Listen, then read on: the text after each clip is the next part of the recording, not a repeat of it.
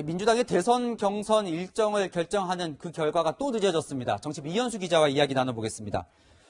또 연기가 됐습니다. 오늘 될 줄 알았는데 연기된 배경이 뭘까요? 네, 당초 오늘 의원총회를 열었고요. 이어서 최고위원회의에서 최종 결정이 내려질 것으로 알려져 있었는데요. 송 대표가 현행 일정을 유지하는 원칙론을 고수하고 있다는 것도 그동안 발언에서 다 드러났었습니다. 다만 경선 연기를 주장하는 쪽에서 워낙 강하게 맞서고 있어서 지도부가 오늘 최종 결정을 미룬 것으로 보입니다.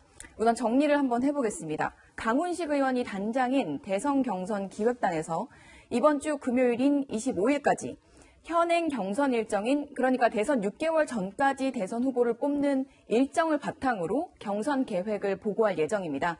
이 보고안을 바탕으로 다시 지도부가 경선 일정을 그대로 진행을 할지 아니면 수정을 할지 최종 결정을 한다는 겁니다. 그러니까 최고위 논의가 시작되기 전까지만 해도 오늘 나올 것 같다 이런 전망이 많았는데 대체 이 최고위에서 어떤 논의들이 오갔던 걸까요? 네, 이미 오전에 열린 의원총회도 3시간 가까이 격론이 벌어졌고요. 의원들도 상당히 많은 발언을 한 것으로 알려져 있습니다. 이 끝장 토론을 벌인 후에 이제 당 지도부 내에서도 의견이 엇갈린 것으로 알려져 있었는데요. 최종 브리핑을 하기도 전에 여권 인사들 SNS에서 표결을 했다더라 이런 이야기가 올라오기도 했습니다. 그만큼 관심이 많고 논쟁이 뜨겁다는 거겠죠. 그러나 고용진 수석 대변인은 최고위 후 기자들에게 표결은 없었다고 선을 그었습니다. 또 미뤄진 건데 그럼 앞으로 어떻게 되는 겁니까 일정이? 네, 이번 주 금요일 25일에 이제 최종 결정을 내리게 될 텐데요. 그 전까지 경선 연기파와 현행 일정 고수파 모두 여론전에 적극적으로 나설 것으로 보입니다. 당초 오늘 최종 결론이 날 것이다 이렇게 봤던 이재명 계측은 조금 당혹스러운 분위기도 감지가 되는데요. 그러나 큰 틀에서 최종적으로는 현행이 유지될 것이라고 관측을 하고 있고요. 반면 경선 일정을 미뤄야 한다는 연기파는 더 적극적으로 목소리를 낼 것으로 보입니다. 만약 대선 경선 일정을 바꾼다면 당무위원회에서 의결을 해야 하는데요. 경선 연기파는 별도 당무위 소집을 할 수 있는 당무위원 3분의 1 동의도 받고 있는 것으로 알려져 있었거든요. 그래서 이번 주 금요일 지도부가 어떤 결정을 내릴지가 주목이 되는 부분입니다. 그러니까 이제 수, 목, 금 아주 치열한 이 싸움이 될 것 같은데 그런데 이 9월에 이제 예정대로 민주당 후보를 선출하면 그렇게 확실하게 그 이재명 지사에게 유리해지는 겁니까? 현재 여론조사상으로는 이재명 지사가 여권 주자에서 선두를 달리고 있는 건 사실입니다.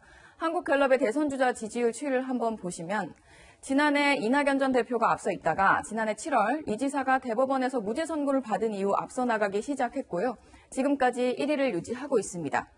9월 초까지 만약에 현행대로 한다면 2달도 남지 않았으니 지금 앞서 있는 1위 주자가 아무래도 유리하다는 해석이 나오는 정도로 보입니다. 이것도 좀 살펴보죠. 만약에요, 여당 후보가 이제 9월에 정해진다면 국민의힘 후보는 이제 11월에 정해지는 거잖아요. 그러면 여야, 여기서는 누가 좀 유리해질까요?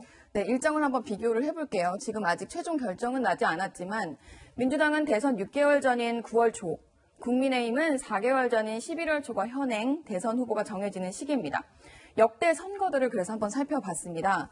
박근혜 전 대통령 탄핵으로 예정에 없던 선거가 치러진 19대 대선을 제외하고는 먼저 선출된 대선 후보가 대통령이 됐습니다.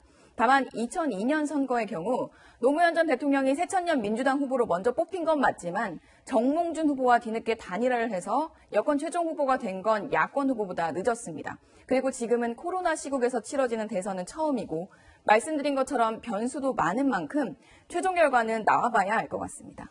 네, 여기까지 듣겠습니다. 정치부 이현수 기자였습니다.